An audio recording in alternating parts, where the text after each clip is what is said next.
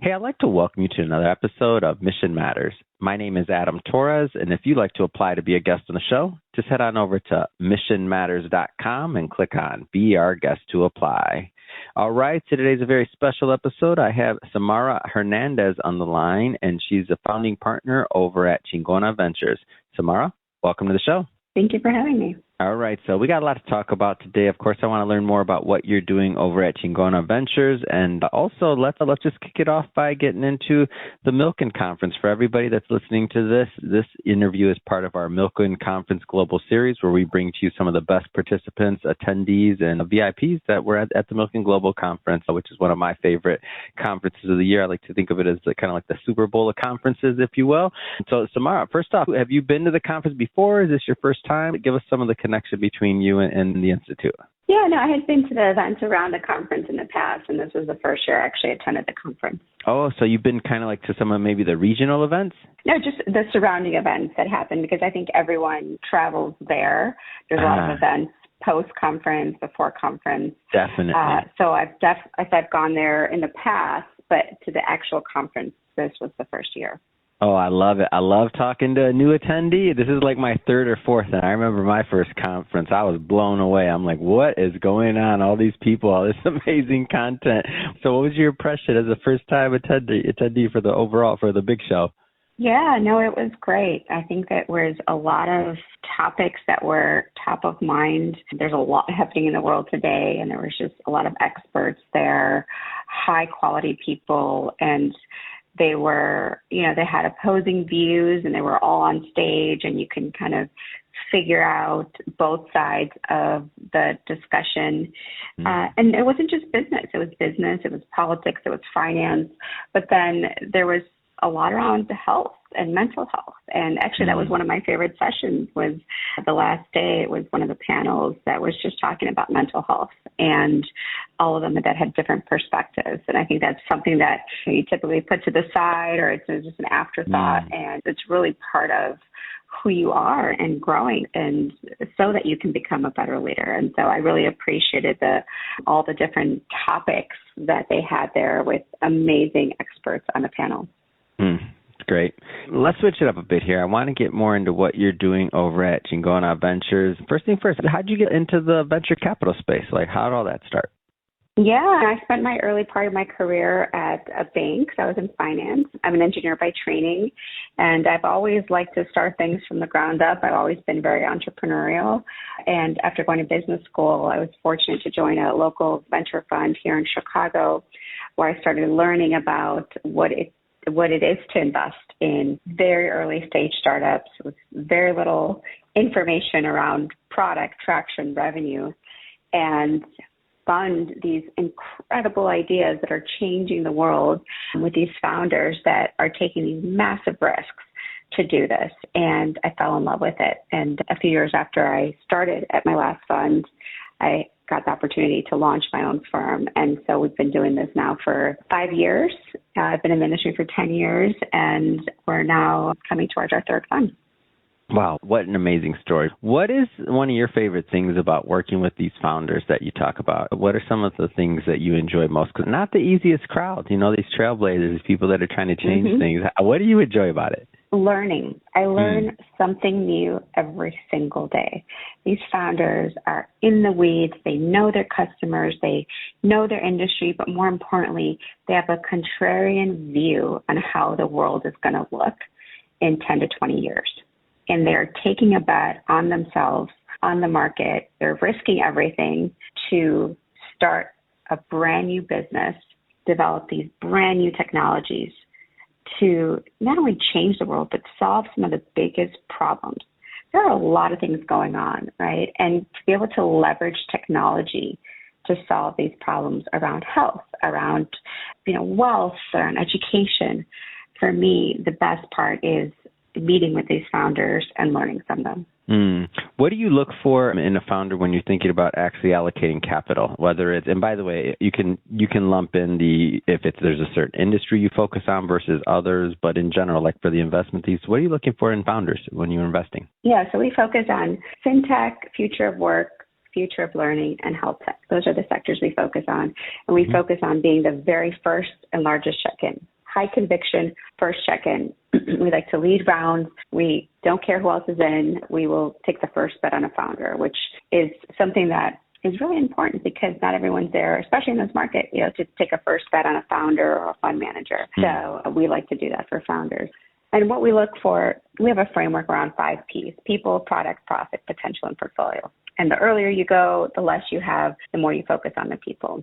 But we like to look at their background, what they've done, have they personally been a part of this problem, experienced this problem, what have, if any, have they tested to make sure that it is something that not only can they solve, but also do people want to pay for it? And then is there a unique perspective that they have? Because we see anywhere from 10 to 15 deals a day and take about 5 to 10 meetings a day. And so we see a lot of similarities, people tackling the same thing. So it's really interesting when someone has just very completely different view on a problem in industry. And why are they uniquely positioned to solve that? So whether that's experience, founder background, early validation, early traction. So yes, we focus a lot on the founder and their journey. And what kind of trends are you following right now? Like with that much deal flow and looking at, 10 plus deals a day, that's a lot of data. Like what kind of trends are you following? What interests and excites you? Yeah, I just had a meeting with a VC yesterday. She asked me the same exact thing because she focused on LATAM. She's like, but the amount of deals where we are, it's just massive. There's so many. So it does help that we're focused on industries. It does help that we're very focused on specific entry points, early stage, under a certain valuation, raised under a certain amount. But also, I'm an engineer, industrial engineer by training. And so I incorporate process into everything I do in both my business life and professional life. So, which drives my husband crazy, but, it helps us in the business world at least. He knows he married an engineer. He knew it. Go ahead. Yeah, exactly. So, but yeah, it helps us be structured and scale ourselves with a very small team. Now, as you know, AI has been the topic of everything, including at the Milken conference, right? Everybody was talking about it. And that's really helped accelerate a lot of just, I think, complexities we had in the early stage space. So one of those is capital and capital intensive companies. You typically had to raise money, then sometimes a lot of money depending on what space you're in, and then hire more people and spend more time getting to your certain milestones. And things are just changing so rapidly every single day. You're going from 0 to 10 million in months versus years. You're able to do this with a third of the people that you've traditionally hired, and you're able to do it with less capital raised. And so from 2 points of view, one, from the company's perspective, that just changes the game on what you can do with the limited resources that you have. But 2, on the investor side, it changes how you look at companies. So for us, that's what we're constantly doing, is saying, like, how do we assess this company? How do we evaluate this company in a very different way? And there's pros and cons to that. And not everybody is up to speed with that. As in, there's a lot of conversations around what's called seed strapping. So can a company just raise just a couple $1 million and never raise again? What does that mean from an exit perspective? What does that mean from a LP looking at a fund manager and saying, all right, you don't need to have all these markups. A company can literally just raise 3 to 5 million and then have this exit. And how do you evaluate the company until they have that exit, or the fund manager until they have that exit? And then also that even in the industries that you're investing in. So historically, VCs did not want to invest in services companies. They had low exit value, low margins. And now AI has just changed the game. There's services companies can all of a sudden grow a lot quicker, less capital intensive. And what does this mean for exits? I'm not sure. But when you asked about what am I looking at, what's exciting, what am I focusing on, that's it. It's how does this new technology change how we look at companies, change how we advise and what we talk about at the board meetings, and then change even how we think about deals that we have historically not done. And so that for me is really exciting, but we just have to stay up to speed and learn very, very quickly. Yeah. That's interesting. It is interesting what you talk about with the service company thing, because you're right. If it needs less capital, it can be a very, very good deal now. Where in the past it would have been like, do we want to take a chance on this? Like, because the Right. execution and how much capital it's going to take to execute, then the type of just so many things can go. But if you're looking at the risk and even just the quantity, I hadn't heard that term before, Carrie. You are the first one to teach me that term, seed strapping. It's so good.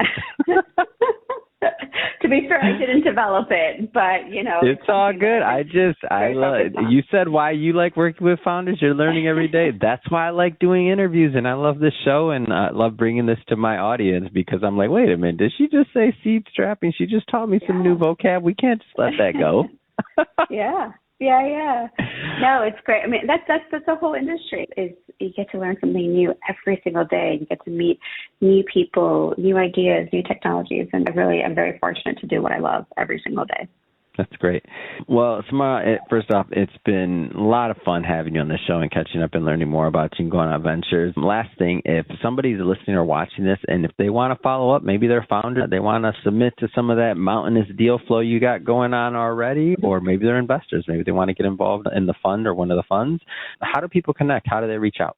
Yeah, so this is really important. So we look at every single deal that comes through the door, and that's not very common in BC. So when I mean go to our website and submit your business, I truly mean that we are actually going to take a look at it, and we have made investments and given out term sheets to cold inbound deals. Actually, one we just closed on, I just had a board meeting yesterday. I talked on Bloomberg, and he heard me, applied online, and we gave him a term sheet, and the round just closed, oversubscribed round. So please, if you have a business in the fintech, future of work, future of learning, or health tech space, if you're in the pre-seed or early seed, I would love to see your business and have an opportunity to learn about it and to invest. So go to www.chingona.ventures, and there's a submit button, submit your business. And then we have 2 people look at it on the team. It goes through our channels, and then my analyst will look at it, and then I will take a second look at it, and then we'll reach out to you for a first meeting if it aligns on thesis and interest. And if you have any other inquiries, the media at chingona.ventures, feel free to reach out. We have that inbox that someone will take a look at it and respond depending on what your request is. But if you're a business, don't send it the email there. Send it to the website. That's the quickest way to get in front of us. Perfect. And for everybody listening, just so you know, we'll definitely put some links in the show notes. And speaking of the audience, if this is your first time with Mission Matters and you haven't done it yet, hit that subscribe or follow button. This is a daily show. Each and every day we're bringing you new content, new ideas, and hopefully new inspiration to help you along the way in your journey as well. So again, hit that subscribe or follow button. And Samara, thanks again for coming on the show. Thank you for having me.